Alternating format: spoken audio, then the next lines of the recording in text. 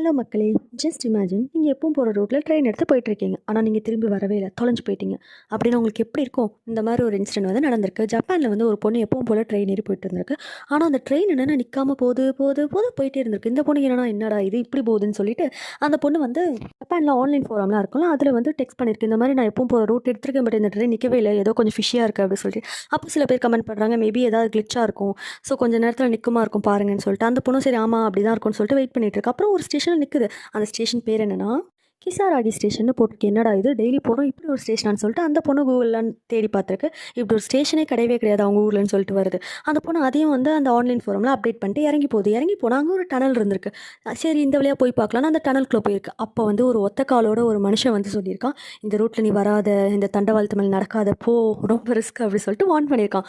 அப்புறம் திரும்பி பார்த்தா அந்த ஆள் காணாமயே போயிட்டான். அப்புறம் இவங்க கொஞ்சம் தூரம் போக போக ஏதோ ஒரு ஆள் வந்து ஹெல்ப் வந்து குடுத்துருக்காரு இந்த பொண்ணுக்கு. சரி வா நான் கூட்டு போறேன்னு சொல்லிட்டு, அந்த பொண்ணு இதையும் வந்து ஆன்லைன் ஃபோரம்ல அப்டேட் பண்ணுது.